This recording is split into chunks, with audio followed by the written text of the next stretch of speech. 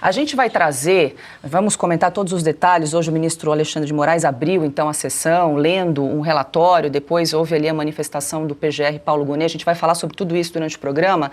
Mas antes, para a gente chegar até o dia de hoje, a nossa equipe preparou uma arte com a linha do tempo do julgamento de Jair Bolsonaro. Esse material ele mostra, de uma forma bastante didática, cronológica, como ocorreram as investigações e as principais decisões judiciais que levaram o caso ao Supremo Tribunal Federal. Então, me permitam que nós vamos voltar lá para o dia 19 de novembro de 2024, quando a Polícia Federal realizou uma operação contra suspeitos para planejar uma suposta trama golpista. No dia 21 de novembro de 2024, a Polícia Federal indicia Jair Bolsonaro e mais 36 pessoas. No dia 26 de novembro de 2024, o ministro Alexandre de Moraes retira o sigilo do inquérito da Polícia Federal e o encaminhou à Procuradoria-Geral da República. No dia 18 de fevereiro deste ano, a PGR denuncia Bolsonaro e mais 33 pessoas. No dia 26 de março, a primeira turma do Supremo torna réus o ex-presidente Jair Bolsonaro e mais 7 pessoas do Núcleo 1. No dia 19 de maio a 2 de junho, a Suprema Corte ouviu testemunhas de defesa e também acusação. Do dia 9 ao dia 10 de junho, os integrantes do Núcleo 1 prestaram os depoimentos no Supremo Tribunal Federal. No dia 27 de junho, Alexandre de Moraes abre o prazo para as alegações finais. No dia 15 de julho, a PGR pede a condenação de Jair Bolsonaro e mais 7 réus. No dia 29 de julho, o delator Mauro Cid é o primeiro a entregar as alegações finais. No dia 13 de agosto, os 7 réus entregam também as suas alegações finais. No dia 14 de agosto, Alexandre de Moraes diz então que o processo está pronto para ser incluído na pauta de julgamento. No dia 15 de agosto, o ministro Cristiano Zanin marca o início do julgamento para hoje, dia 2 de setembro. Deixa eu dar as boas-vindas a Silvio Navarro. Nós fizemos essa linha do tempo para ajudar a entender como chegamos até aqui nesse julgamento. Foi marcado em 4 dias, né, Silvio? Hoje foi o primeiro dia com 2 sessões, uma na parte da manhã, outra na parte da tarde. Amanhã, quarta-feira, haverá também sessão das 9 ao meio-dia, quando deve se encerrar as sustentações orais dos réus e, muito provavelmente, o julgamento, os votos, a leitura dos votos pelos 5 ministros do Supremo se dará apenas na semana seguinte, a partir da próxima terça-feira. Muito boa noite, Silvio. Paula, boa noite, querida. Piotr, Ana, Augusto, meu irmão, boa noite você que nos acompanha. Olha, Paula, o que a gente começa a acompanhar nesta terça-feira histórica, 2 de setembro, é o abrir das cortinas de um grande espetáculo, um grande teatro, uma grande farsa que está sendo encenada por homens e uma mulher, no caso, Carmen Lúcia, desta primeira turma, de toga. Eles estão lá para encenar uma peça, uma narrativa. Talvez escrever as páginas mais escuras, as piores páginas da história do judiciário brasileiro, aquele que nasce lá de forma organizada, quando o federalismo, quando o regime presidencialista e a Justiça Nacional são organizados em 22 de junho de 1890, numa Constituição promulgada no ano seguinte, com 2 artigos que tratam exatamente disso, Paula, os 55 e os 59, e depois passamos longos períodos, inclusive a Era Vargas, mas quando chegamos à Constituição de 1988, também linhas são dedicadas à Suprema Corte como a guardiã da Constituição. Esqueça tudo isso que eu falei até agora. Esqueça. Jogue tudo isso na lata do lixo da história. Nenhuma lei foi citada ou levada ao palco desse teatro que nós estamos assistindo agora. Isso é política, um jogo de cartas marcadas. Eu não vou me alongar, porque sei que esse tema será o tema do nosso programa, da nossa semana e durante muito tempo, muitos meses. Mas fato é que é um momento de vergonha nacional. Ana Paula Henkel, muito boa noite, seja bem-vinda. Ana, a gente estava acompanhando, acabou de encerrar esse primeiro dia de julgamento na primeira turma do Supremo Tribunal Federal, Ana. Então, para amanhã ficaram as defesas do general Augusto Heleno, de Jair Bolsonaro, de Paulo Sérgio Nogueira e também do general Walter Braga Neto. Foram postergadas, então, para a sessão de amanhã, que começa a partir das 9 da manhã. A gente vai trazer todos os detalhes da leitura do relatório do ministro Alexandre de Moraes, mas só para a gente fazer essa rodada inicial, Ana, suas primeiras considerações aí desse primeiro dia de julgamento. Boa noite, Paula, Piotto, Silvio, mestre Augusto, e boa noite à nossa audiência.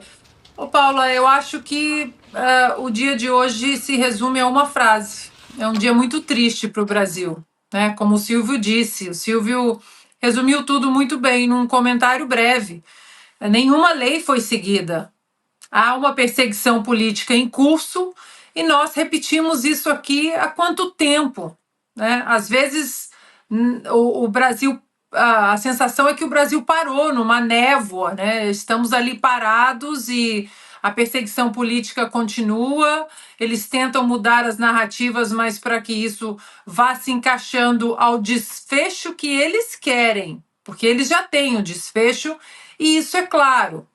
E o triste disso tudo, Paula, é que quando passamos os olhos nas manchetes da velha mídia, que faz parte desse consórcio hoje, é triste você ver veículos outrora importantes dizendo, bom, falam da delação, né, das várias delações do Mauro Cid, mas isso não importa, ele foi, voltou, mentiu, mas isso não importa. O que importa, e aí eles colocam toda a narrativa que eles precisam para encaixar no desfecho. Então, Paula, tudo muito triste, tudo muito triste. Eu estava vendo a linha do tempo que a nossa produção colocou aí na tela, né? E a PF realizando operação contra suspeitos no dia 19 de novembro de 2024. 19 de novembro de 2024. Felipe Martins foi preso em fevereiro de 2024, porque fazia parte do tal núcleo jurídico e ficou 6 meses na cadeia. Peraí, prende o núcleo jurídico, depois vai atrás do mandante, a vítima que seria supostamente assassinada, vai julgar, ou seja, um dia muito triste, Paula, porque a questão não é fazer mais leis. A questão, nesse caso, e em todos os outros casos nos últimos anos no Brasil, relacionados ao nome família Bolsonaro, à direita no Brasil, é que as nossas leis, por mais imperfeitas que elas sejam, elas existem e elas não estão sendo respeitadas e não foram em momento algum. Augusto Nunes, muito boa noite, seja bem-vindo, Augusto. Boa noite, Paula, Piotto, meu amigo, Ana, minha parceira, Silvio, meu irmão, boa noite a você que nos acompanha. O que nós estamos vendo é uma peça de teatro de má qualidade, protagonizada por canastrões. É isso, os discursos de um lado ou de outro são inúteis. A gente sabe que o resultado está decidido. O Alexandre de Moraes faz questão de ser o protagonista, tanto que ele fala antes do procurador-geral. O procurador-geral usa uma linguagem que é também uma espécie de juridiquês primário. As pessoas não entendem, as pessoas mais simples aí não entendem. Mais simples não, ninguém entende, eu também não entendo esse negócio. As frases, as expressões que eles usam, tudo para esconder uma farsa. Um teatrão de quinta. Eu, se fosse o advogado, não sou, eles devem ter discutido isso longamente. Eu nem tentaria argumentar como acontece num júri normal. Eu diria que tudo isso aí é ilegal. Não houve, não foi respeitado o direito de ampla defesa. Não. Tá? Não houve o devido processo legal. Está sendo julgado o presidente no lugar errado. Não houve prova nenhuma, eles se basearam na delação de um torturado.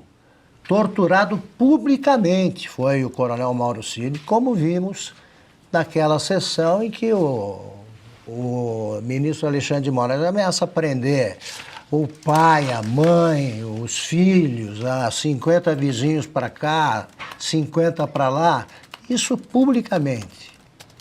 Enquanto isso, ele se baseia nas delações muito bem colhidas pela Operação Lava Jato para devolver, eles anulam, geralmente os juízes anulam, agora geralmente é o Toffoli, o designado para isso. Aquelas delações que são consistentes não valem, estão devolvendo dinheiro para os bandidos. Essa delação, que é fruto de tortura, repito, é a única base que eles usam para fundamentar uma condenação já prevista e que é puramente política. Tudo aí é passível de anulação e será um dia anulado.